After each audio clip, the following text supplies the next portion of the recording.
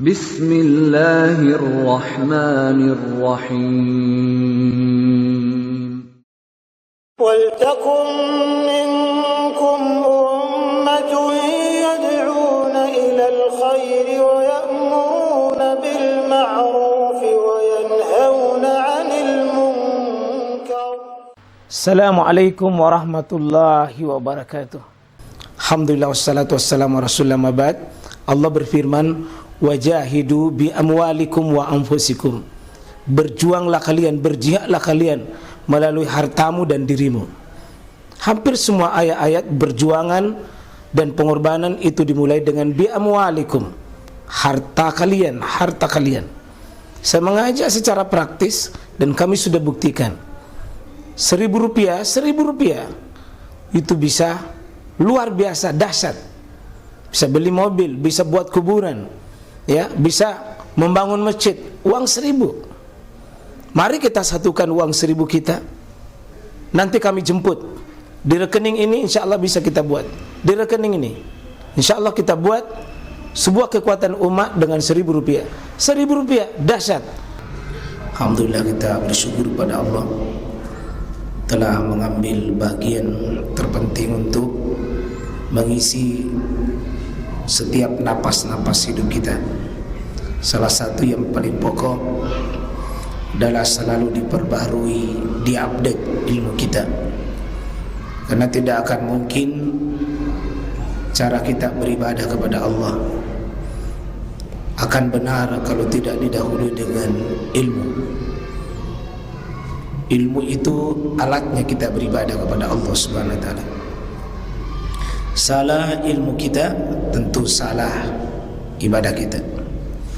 Karena ilmu meletakkan sebuah kebenaran, maka alhamdulillah sekalian, salah satu yang kita syukuri kalau Allah berikan kenikmatan kita mengambil ilmu dan senantiasa perbarui ilmu, mengobati kebodohan kita.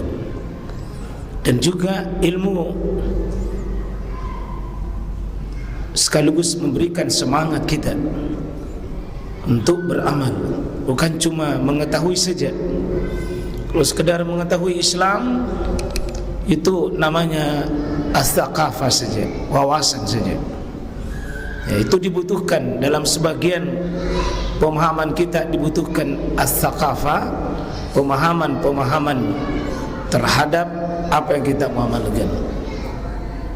Itu insyaAllah besok ada kajian as-thaqafah, yakni kajian tentang manhaj dan mazhab.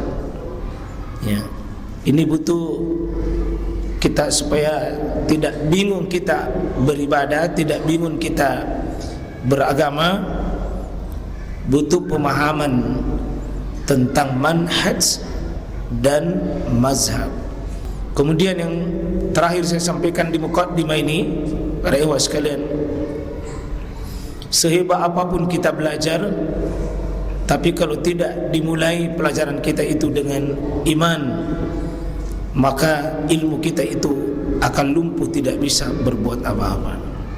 Banyak orang cerdas, Pak, bahkan ahli tafsir sekalipun, ahli hadis sekalipun, tapi kalau bukan iman yang menggerakkan ilmu itu, maka ilmunya menambah kepintarannya, tapi tidak menambah hidayah ketaatannya.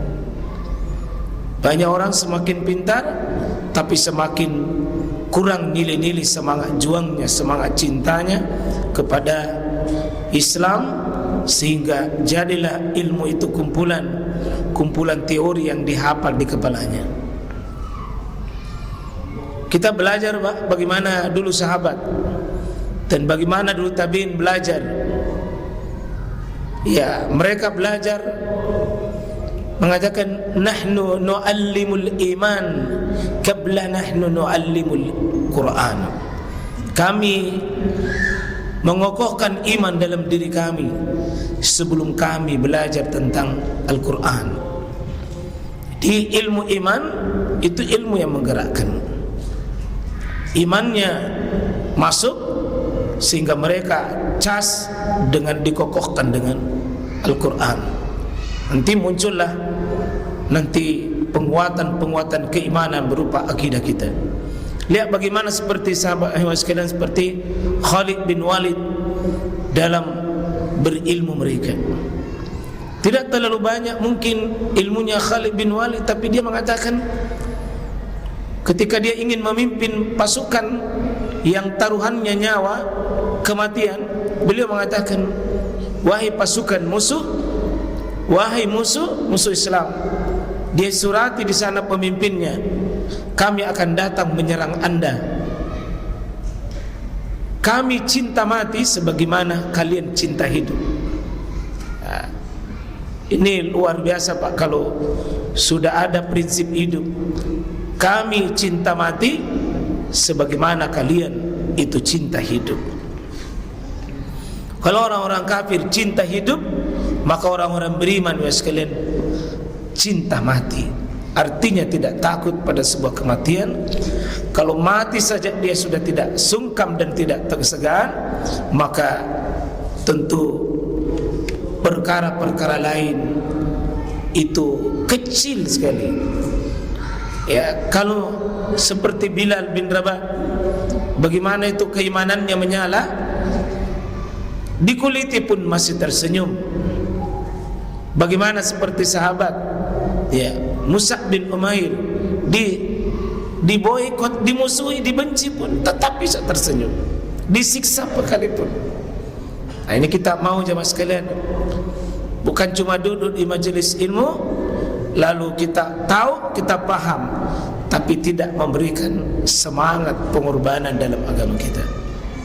Ya, ini kita berharap Pak, pulang ke dari sini ada sesuatu yang bisa kita amalkan. Contoh sebentar ini, di mana kita semangat melawan, bukan melawan musuh, tapi melawan kemalasan. Mari kita berusaha, setiap bertambah ilmu, bertambah juga semangat pengorbanan kita mengamalkan ini, insya Allah.